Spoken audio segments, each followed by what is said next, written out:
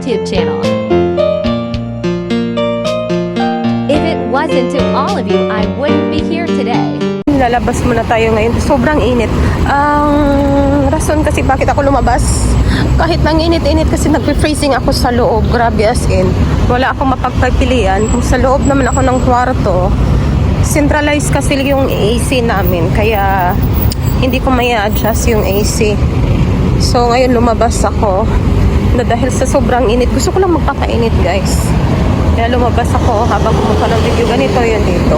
Pero medyo okay na rin kasi nga ano siya, gabi na siya. So okay lang.